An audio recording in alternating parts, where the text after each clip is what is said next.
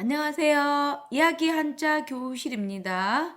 한자 급수시험 4급 2 13강 음식 재료, 음식과 관련된 한자에 대해서 알아보겠습니다. 그릇 기자입니다. 각골 문자 보면 사람이 누워 있고 입구가 3개 있죠. 이게 다 작은 그릇입니다. 즉 다시 말하면 무덤에 넣는 부장품 그릇을 작게 만든 것이라고 합니다. 자, 식기 그럼 먹는 그릇이고요. 기구는 갖출구자죠. 제사 때 쓰는 그릇이죠. 그래서 이 그릇 기자가 그릇으로 쓰였습니다. 물론 각골 문자에는 그릇을 작게 만든 거 이걸 번뜬 글자이지만 이 그릇 기자는 우리가 그릇 할 때 쓰이는 자입니다.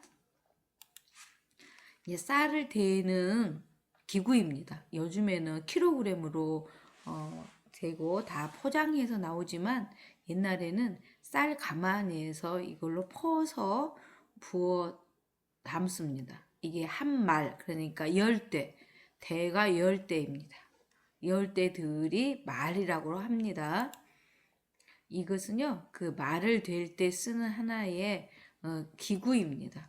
이걸 번떠서 말두 그랬는데요. 이 곡식의 양을 재는 단위, 곡식을 나눌 때 쓰던 손잡이 달린 국자 모양이었고요. 이 국자 모양이어가지고 하늘의 북두칠성이 국자 모양이잖아요. 그래서 거기에 말두자가 들어갔다고 합니다. 북두칠성, 별성자입니다. 소도 한 말, 그러면 작은 대로 한 말이고요. 대도 한 말, 그러면 큰 대로 한 말을 뜻합니다. 이건 고기 육자고요. 예, 고기를 뜻합니다. 이게 저녁 석자가 두 개 있으면은요, 두 개 있으면은 마늘 다자입니다. 저녁 석자가 2개 있으면은 제사에 쓸 고기가 많다. 그래서 마늘 다자입니다. 이 고기육하고 육다로라고 같은데요. 이 고기육의 뜻으로 쓰였기 때문에 육다롤이라고 있습니다. 고기육, 살찔비, 돼지돈 할 때 다 육다롤이 들어갔죠.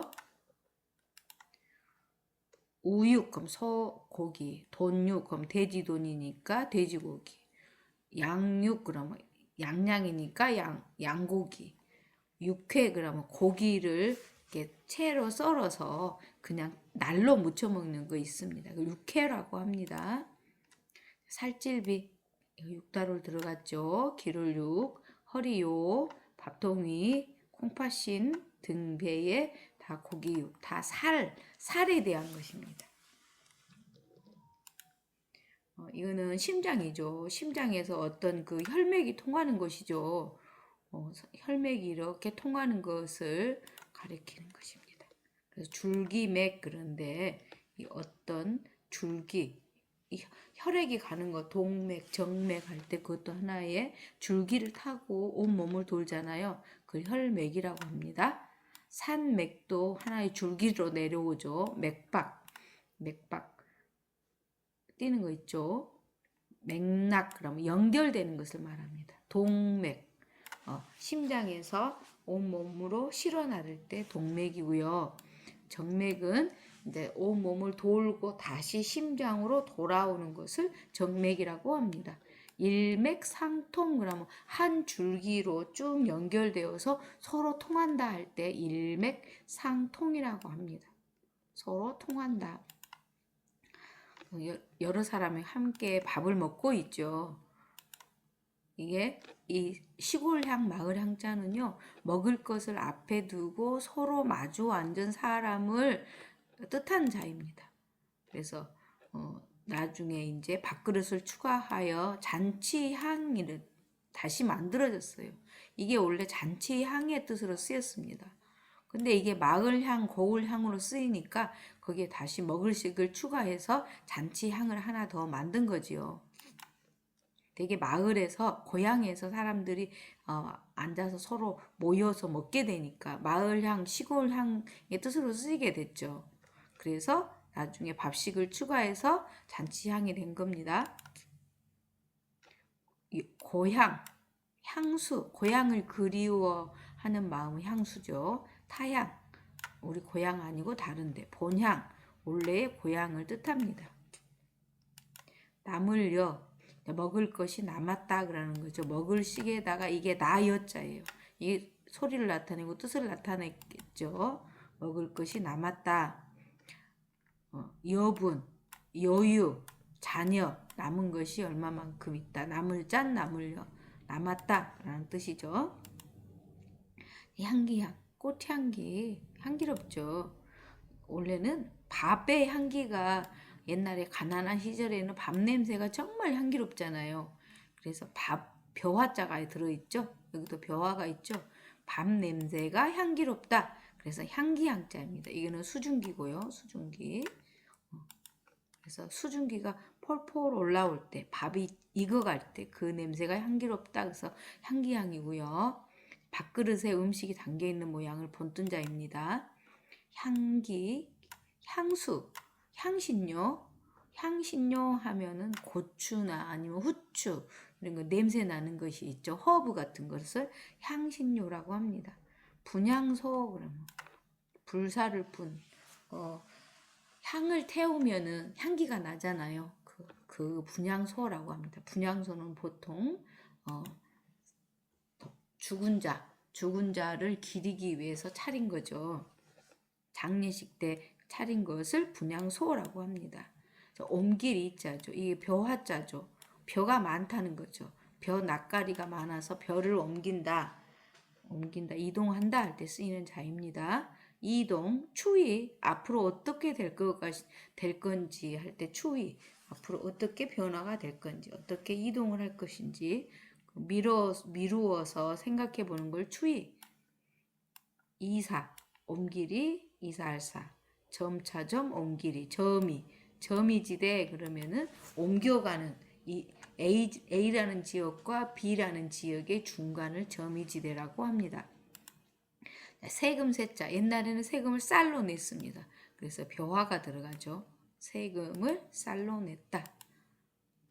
자, 세금, 탈세, 세금을 안 내려고 위법한 행동을 하는 걸 탈세라고 합니다. 조세, 세금조, 세금세, 세금이고 납세, 국가에 세금을 내는 거고요. 국세, 나라에 내는 세금이 국세, 지방세, 지방에 내는 세금을 지방세라고 합니다. 자, 길정자고요. 길정. 어떤 하나의 과정을 뜻합니다. 이거는 드릴 정자입니다. 증정한다 할 때 드릴 정자. 그래서 벼화가 하나의 뜻입니다. 벼화는 보통 1년에 한 번 곡식을 거두기 때문에 하나의 과정으로 쓰였습니다. 그래서 해 또는 진할력 할 때도 들어가죠. 그리고 드릴 정자죠. 이게 증정한다 할 때 과정, 여정, 나그네의 여정 그러면 나그네가 지나가는 길, 일정, 하루의 일과가 어떻게 되는지, 교육과정 그러면 1년 동안의 학생들에게 공부를 가르칠 교육과정은 무언지 하나의 길입니다.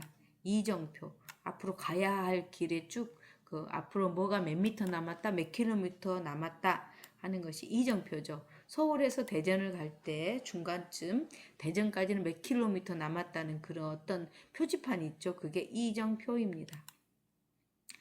정할정, 정하다는 것은 자세하다라는 것입니다. 쌀미에다가 풀을 청자죠. 청하고 정하고 발음이 비슷하죠. 그래서 자세하다라는 뜻입니다. 그래서 정밀, 아주 자세하고 세밀한 거죠. 이 빽빽할 밀자죠. 정진, 자세할 정, 나아갈 진, 앞으로 나아간다. 정자, 그 남성의 고안에서 나오는 거죠. 정자하고 남자가 만났을 때 이게 서로 결합을 하면 아이가 생겨날 수 있는 거죠. 자, 지금까지는 곡식하고 식재료에 관한 한자를 공부했습니다. 다음 시간에는 자, 4급 14강 마음과 관련된 한자에 대해서 알아보겠습니다. 이상 마치겠습니다.